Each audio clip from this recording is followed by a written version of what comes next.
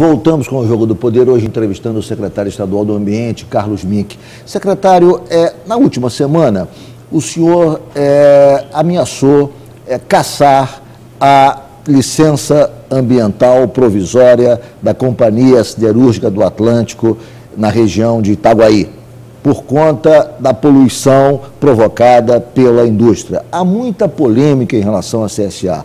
Fala-se num processo de poluição por fuligem muito grande, fala-se que, enfim, a poluição provocada por aquela indústria é maior do que toda a poluição do Rio de Janeiro, ou seja, que ela sozinha, ela polui mais do que toda a cidade. E, enfim, os efeitos dessa poluição parece que são prejudiciais aos moradores da Zona Oeste, e o senhor trouxe para si essa briga e está ameaçando até mesmo de cassar a licença ambiental caso a empresa não instale filtros para conter essa fuligem que toma conta de toda aquela região. Qual é a situação real da Companhia Siderúrgica do Atlântico? Ela está atendendo as demandas do governo, as demandas ambientais do governo ou não? E se não está, por quê?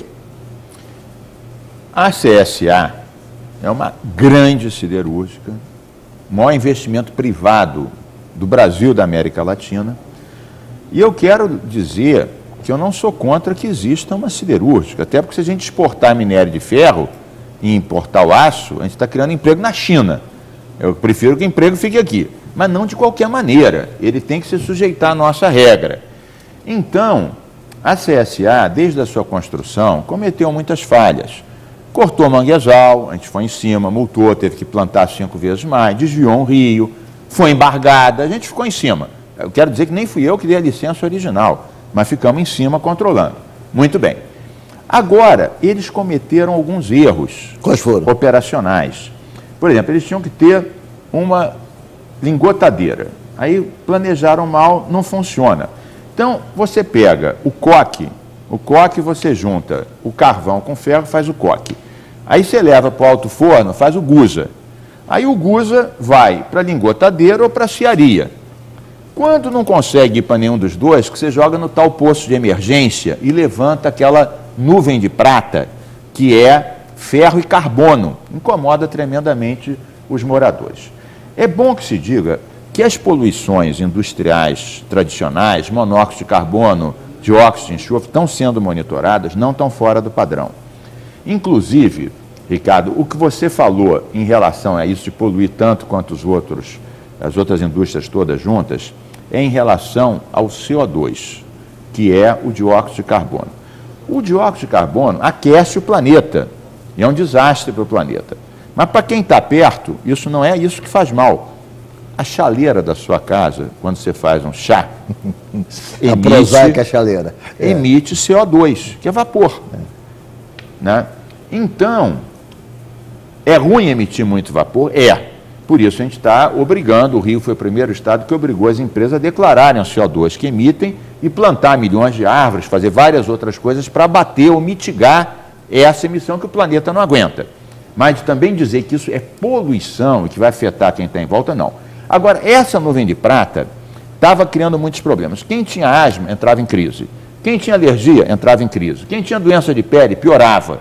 Depois não é certo jogar isso. Então, nós multamos, obrigamos eles a botar 14 milhões em equipamentos de saúde, estaduais e municipais, lá em Santa Cruz, Itaguaí, mas eles não fizeram a cobertura do poço de emergência, que é como se fosse um despoeiramento, uma exaustão, para no caso de emergência aquilo não cair na casa de milhares de pessoas.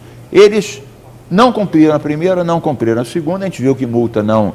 Então a gente deu, olha, embargamos a obra da terceira bateria da coqueria e falamos para eles, olha, se em um mês não começar a fechar esse poço de emergência, que é o X do problema, caça a licença. Mas eles vão fazer, agora vão fazer, em uma semana vão resolver isso. Vão resolver. A gente tem que falar alto, porque a gente quer um emprego, mas quer saúde também. Já foram aplicadas multas pesadas contra a CSA, né? Essa ameaça de cassação da licença é o limite, porque as multas já foram aplicadas anteriormente. Não, a gente não fez isso. A gente embargou uma obra na terceira bateria do coque, da coqueria, está embargada, e dissemos que se um mês não começar a tapar, para tudo. É claro que eles daqui a uma semana vão fazer. Agora, o ruim é a gente ter que ter elevado a voz. Eu preferia não ter elevado a voz, eu preferia que eles tratassem aqui com o mesmo respeito que são obrigados a tratar na Alemanha, por exemplo. Nick, vamos falar de um outro assunto importante que o Brasil está discutindo, a questão do Código Florestal. Nos últimos 2 meses, o Brasil, a classe política, ficou imersa na discussão do Código Florestal. E me parece que as duas partes da disputa, tanto os ruralistas quanto os ambientalistas, não estão satisfeitos com o que está sendo aprovado. Há muita discussão, fala-se que a questão da isenção a pequenos produtores em cumprir os percentuais de reserva legal é uma aberração, fala-se também que a anistia a quem desmatou até 2008 também é uma questão inaceitável. Qual é a sua avaliação como ex-ministro do Meio Ambiente a respeito desse projeto final, consensual em termos, quer dizer, que foi votado essa semana, que está sendo analisado pelo Congresso? Qual é a sua avaliação, qual é o seu feeling? O Brasil avança ou não com esse Código Florestal? Eu estou muito preocupado. Porque todos os países do mundo estão ampliando, em vista da crise climática, estão ampliando as proteções das florestas. Então, você recuar na proteção da floresta é temerário. Depois o Brasil, o Rio de Janeiro teve há pouco tempo a crise na região serrana, que foi a combinação de um evento climático extremo com ocupação completamente irregular das margens dos rios e das encostas, que são exatamente APPs, áreas de preservação permanente, um dos pontos centrais da discussão do Código. Pega o noroeste do Rio de Janeiro, por exemplo, está desertificando. Por quê? Não teve reserva legal, no caso do Rio de Janeiro seria 20% da área protegida de Mata Atlântica. Então, a gente está gastando uma fortuna agora, né, junto com a Secretaria de Agricultura, programas de microbacia, de recuperação de solo, recuperação de água, recuperação de tudo, junto com o pequeno agricultor. Então, qual é que é a minha preocupação central? Primeiro, esses pequenos ou médios recuos, eles não são razoáveis. O que seria razoável para mim? Por exemplo, o sujeitinho planta macieira na encosta, planta cafezal na encosta. Algum ecologista vai querer arrancar aquela macieira? É insano, até porque a macieira, as raízes dela, uma frutífera, ajuda a segurar a erosão. Então, qual seria o razoável? Não, você fica com a macieira, mas planta um pouquinho de mata nativa, por causa da biodiversidade da Mata Atlântica. Contempla o lado ambiental, contempla o lado da agricultura.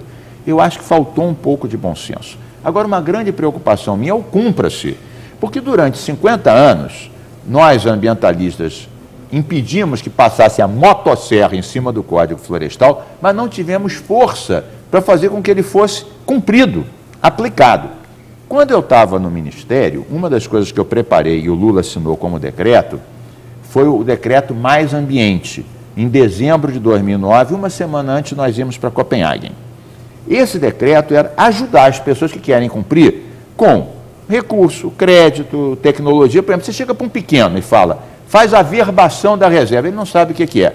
Então, você tem que dizer que isso o governo faz e vai ajudar a produção dele, preservando o meio ambiente e botando mais alimento na mesa das pessoas. Ming, nós estamos a 1 minuto do encerramento do programa e eu não poderia deixar de perguntar a você alguma coisa sobre política. Como é que você vê essa parceria do PT com o PMDB no Rio de Janeiro nas próximas eleições? Na eleição municipal, cujo candidato do PMDB é o prefeito Eduardo Paes, e na eleição estadual, cujo nome, a sucessão do governador Cabral, já lançado, é o vice-governador Pezão, e o seu nome aparece como um provável candidato a vice-governador. Como é que você vê tudo isso em 1 minuto?